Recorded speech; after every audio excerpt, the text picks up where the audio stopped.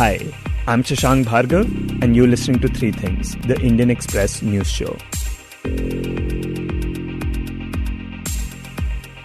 In this episode, we talk about the deep space collaboration between India and the US.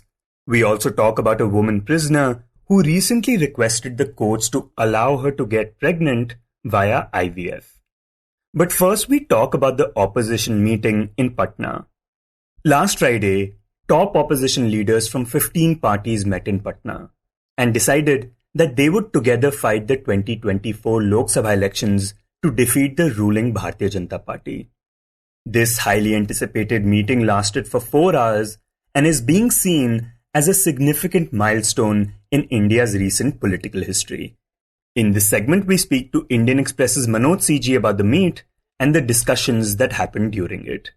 Manoj, firstly, when was the last time something like this happened where we saw so many opposition parties coming together to fight an election?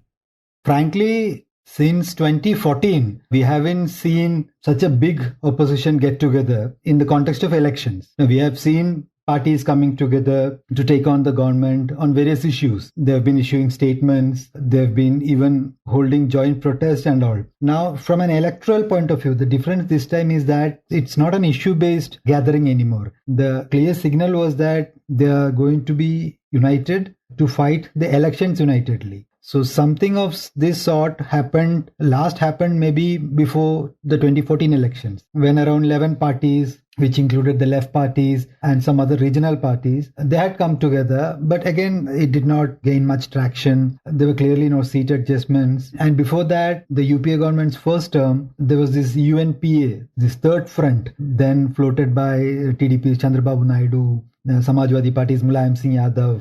But again, there also they could not work out a credible seat adjustment or a seat sharing. So from an electoral point of view, this is the first time in a long time that as many as 15 parties have come together. And the significance is that the Congress is part of it. Right, because earlier in the 60s, 70s and 80s, parties were actually joining hands to fight the Congress, which had been in power for a long time. But you've also pointed out that mainly these opposition parties coming together would happen after an election, as a post-poll alliance, right? Yes, even in 1989, when the Congress was ousted from power, there was some sort of a coalition pre-election. It was by the Jan Morcha led by VP Singh and some other parties. 7 parties, if I remember correctly. Since then, most of the coalitions had taken shape after elections, be it the United Front in 1996, the NDA and the UPA. All of those coalitions were formed after elections. So the difference this time again, as I told you, is that this is a pre-election coalition taking shape. Now, we don't know what shape this unity, this will take, but this is pre-elections, and then a significant number of parties, including the Congress and many parties which are, holding power in their states, be it Mamata Banerjee in Bengal, be it Arvind Kejriwal in Delhi, and Aam Aadmi Party is also in power in Punjab, and Nitish Kumar, of course, in Bihar, Stalin, the DMK in Tamil Nadu. So these are parties which are influential, dominant players in their own states. So the heft that they all bring in is much more. And then there is, of course, this talk of fighting the elections together. Now, the challenges will now begin. This was the most easiest part, to assemble all these parties together. When it comes to seat sharing, the real challenge will begin now. Right. So this meeting happened in Patna on Friday. It went on for about 4 hours. Now, considering that in the past these things have not worked out because of a seat sharing arrangement, was seat sharing discussed during this meet? Not in Patna, in the sense there was this consensus that this should be seen as first of the series of meetings where largely the idea was to, do some sort of ice breaking. So many of these parties, for instance, the Trinamool Congress, the Congress and the left, they've just had a very fractious panchayat elections where they all fought against each other, and the left and the TMC and the Congress even leveled allegations of grave nature against the TMC of murdering democracy, not allowing their candidates to give nominations and all.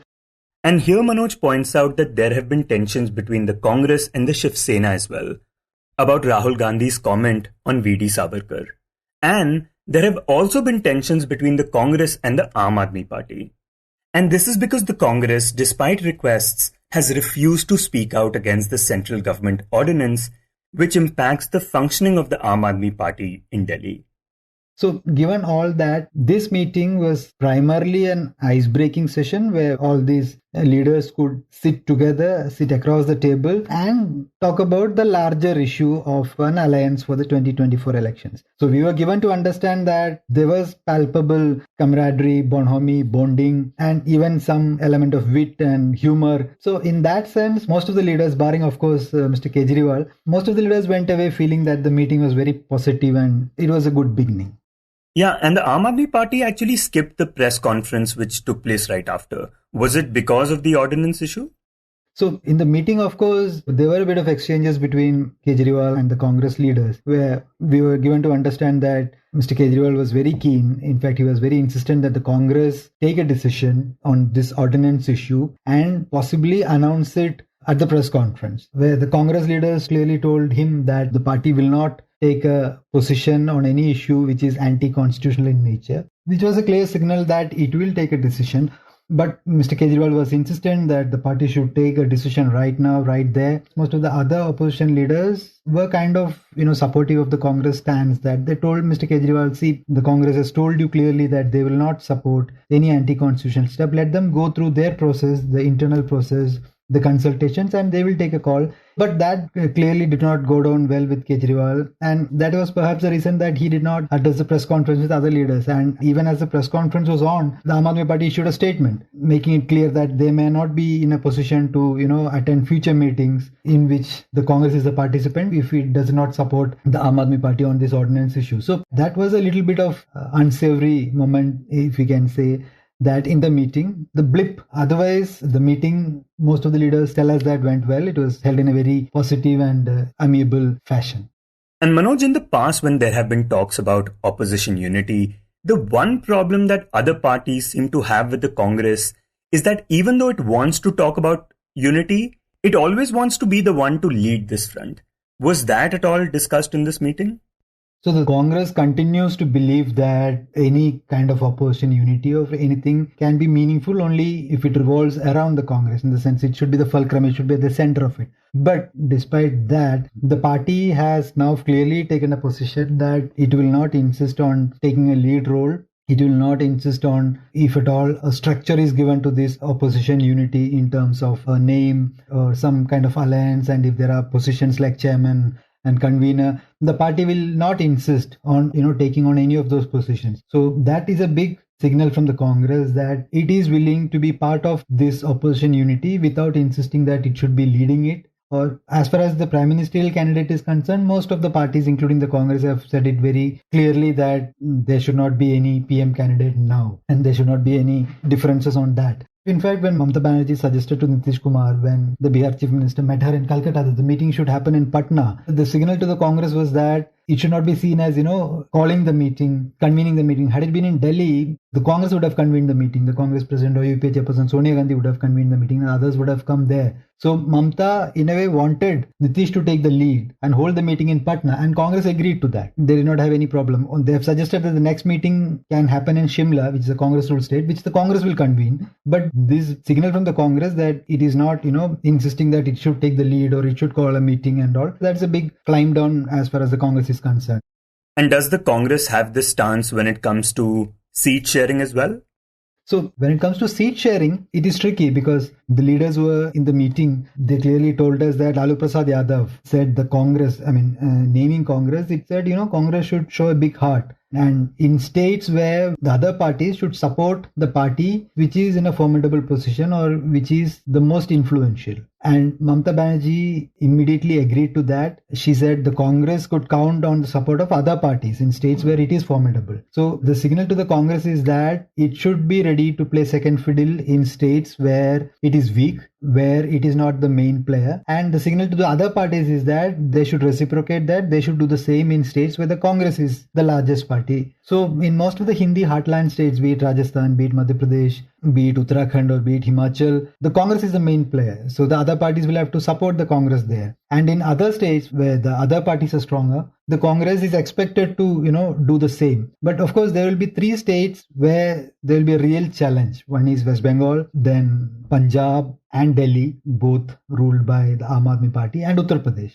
Now in Bengal, the TMC is keen that it contest all the seats. In fact, not just in Bengal, the TMC is keen to contest in some seats outside Bengal as well, to hoping to emerge as a force at the national level. They want to win as many seats as possible in Bengal. Similar situation is in Uttar Pradesh, where Samajwadi Party's Akhilesh Yadav was present at the meeting, and he would, of course, as the largest opposition party, would be, wanting to lead the alliance. The situation in Delhi and Punjab, where the Aam Aadmi Party is in power, is much more complex. In Delhi, Congress leaders claim the AAP is keen for a tie-up for the 7 seats. A 4-3-3-4 kind of a formula is being talked about. But in Punjab, that is not the case. Punjab, I don't know whether the AAP would be, willing to enter into an alliance with the Congress. And the situation with the Congress is in Punjab is not similar to, say, UP or similar to, Odisha or any of the other states. The Congress was ruling the state, and it's still a big player in Punjab. So these 3-4 states, the real challenge in, opposition unity materializing in terms of seat sharing and seat adjustments and all will come in these 4 states.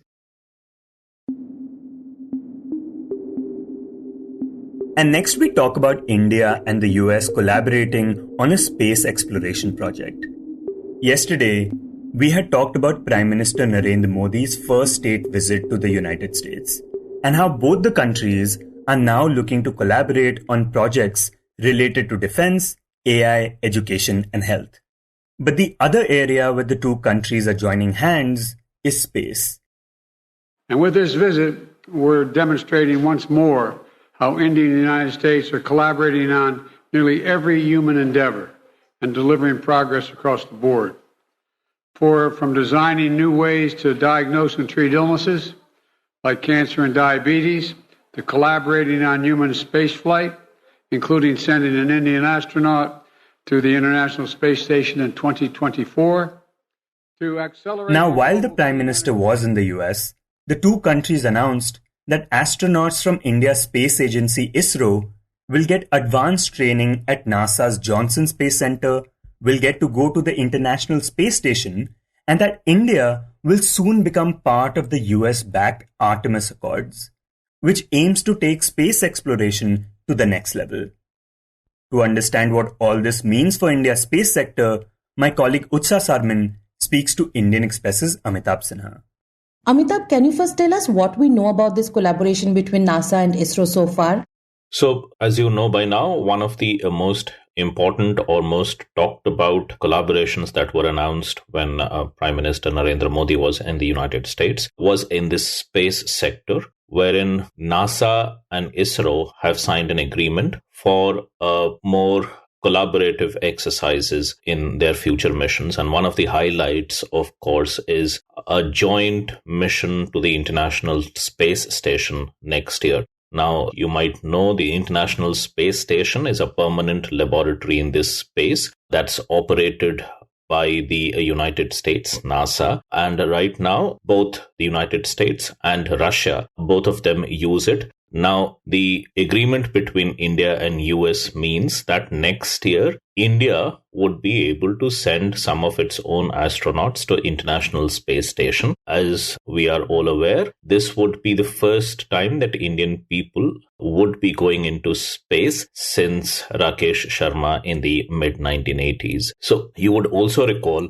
that we have our own manned space program, and we were getting ready to send our own people into space through a project called Gaganyaan, and it was supposed to go up in 2022. Now, because of COVID, things got in disarray a little bit, and the project has got delayed. So now this agreement between NASA and ISRO that allows for these astronauts to be going to the International Space Station next year, that would require a little bit of additional training, which NASA has said that it would provide later this year, some sort of advanced training. After that, the project would go next year. So it's good that now they will get to train at NASA facilities, from where now people are going regularly into space. Now you have people routinely go to the International Space Station from there.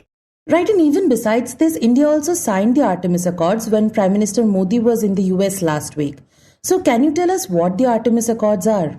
So, there are a set of international treaties which most of the spacefaring nations are part of. that seek a sort of, I would say, they are about adhering to certain good behavior when in space, right? What are the kind of things you should or should not do while exploring this space? So this international treaty, I think it came out in 1967. It's usually referred to as the Outer Space Treaty. And it was followed up by at least 4 more treaties which complement each other. And broadly, these are about how should one behave while exploring in space. So there are things like, you can only use space for peaceful purposes, for peaceful missions. Things like every country should help each other if there is an emergency and there is a rescue sort of a situation that arises. Both United States, India, and most of the other spacefaring nations are part of these treaties. Now, what the United States did in 2020 was to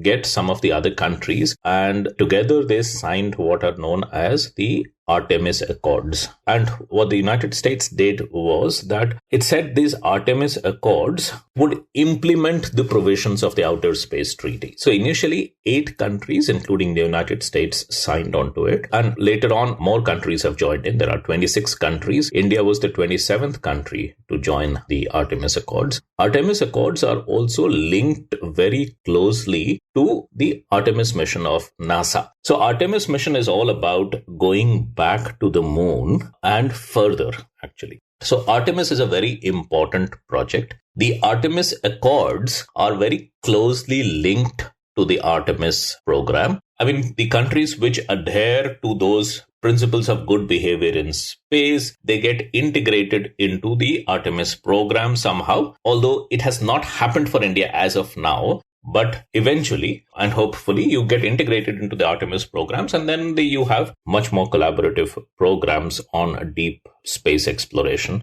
Okay, so Artemis Accords and Artemis mission are only backed by the US and not by other international bodies like the UN. So have there been concerns raised about a space project that would end up having a very US-centric approach?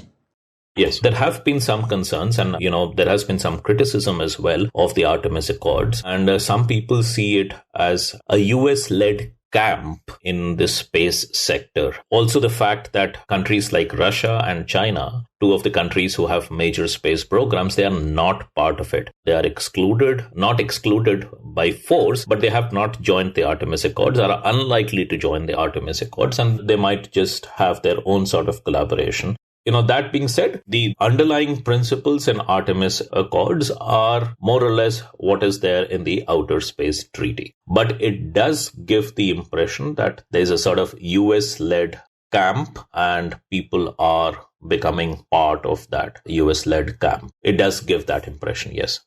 And can you tell us how it helps India to be a part of the Artemis Accords and this US-led space camp? Right. So this is not the first time that India is collaborating with the United States in the space sector. There have been wide-ranging collaborations that have been happening already. Next year, we are going to launch a joint mission as well. It's supposed to be a very prestigious and much talked about mission, something called NISAR, NISAR. That's NASA ISRO Satellite Aperture Radar. So that's a very prestigious mission that's going up. That's the first joint mission of its kind between NASA and ISRO. So there has been collaboration happening.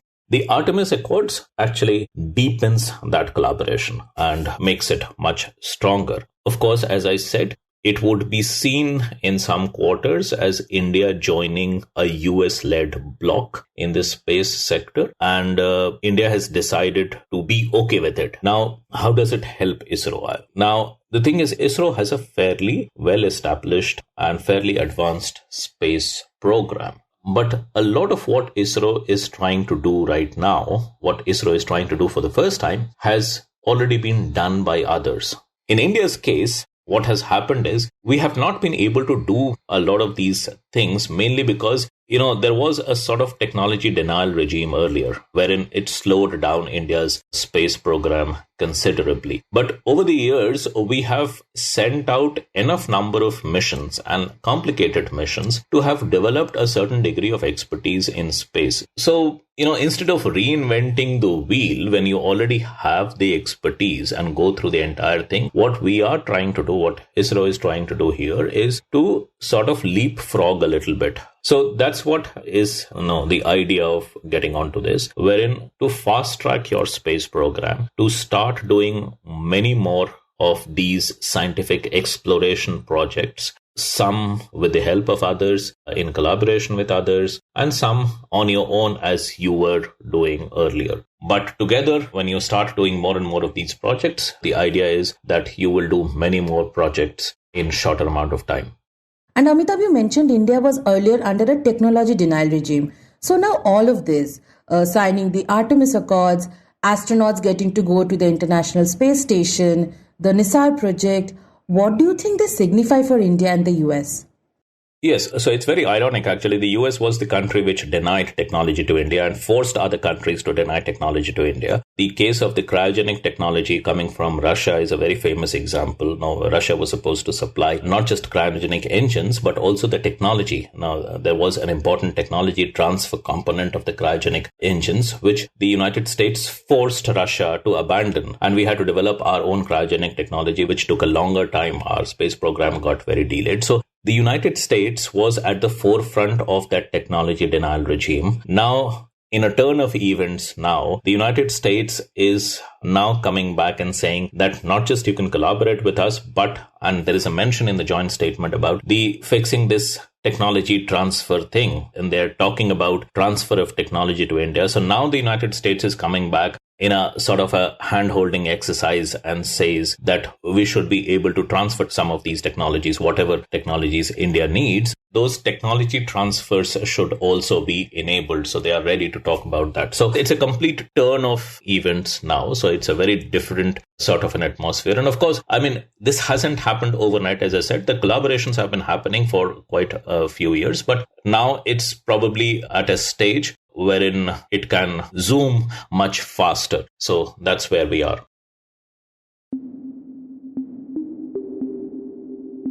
And in the end, we talk about a woman prisoner in Mumbai who had recently requested the courts to allow her to get pregnant using IVF, that is, in vitro fertilization, while being in prison, making her the first woman prisoner in the country to do so.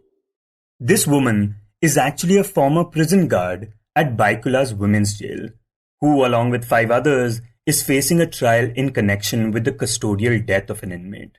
Indian Express's Sadaf Modak had recently written about her request in the paper, and she now joins us to talk about it. Sadaf, how unusual is this request to get an IVF done in prison?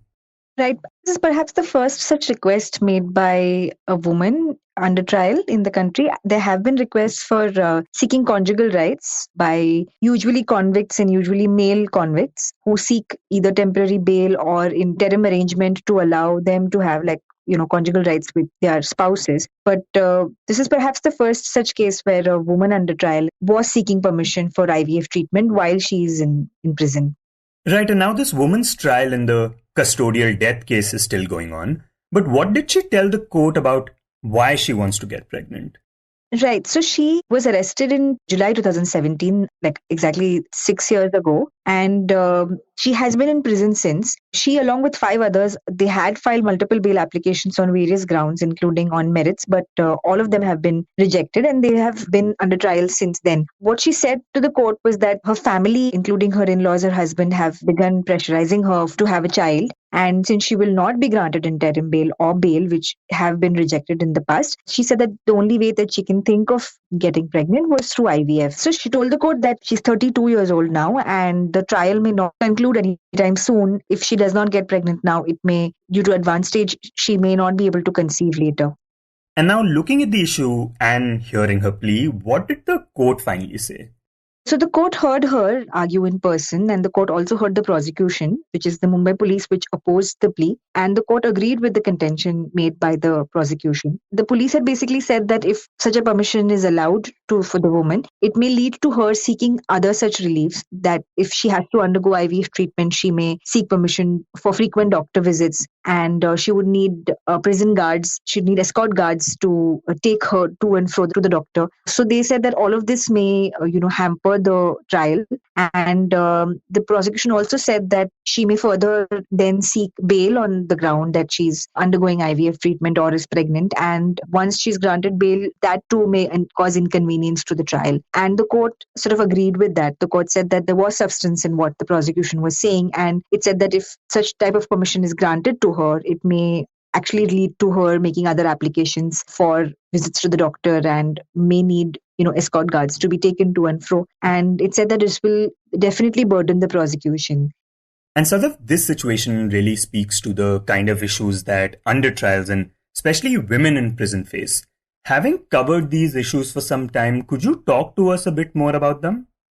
Right. So when it comes to convicts, as in people who have been found guilty of a particular crime, as per provisions of law, they are entitled to certain reliefs, including parole, which is granted during a case of emergency, if there's a death in the family or there is a certain other medical emergency. They are also granted furlough, which is like a specific, stipulated period where they can go home and stay with their family members, subject to a lot of conditions. But that is the primary reason for that is to kind of maintain social ties with their family. But with under trial, since they are not yet proven to have committed the offense, they do not get any such relief. The only relief they can get is, temporary bail or permanent bail. And what happens in cases where, the incarceration is really long owing to the pending trial, like we see in this case. So what happens there is that because they are not entitled to furlough or parole, long incarceration does take a toll on under trials, especially women. There have been research studies done by women's rights activists, by prison activists, who have found that a lot of women prisoners, the impact of long-term incarceration is seen to be much more adverse on women prisoners than male prisoners. And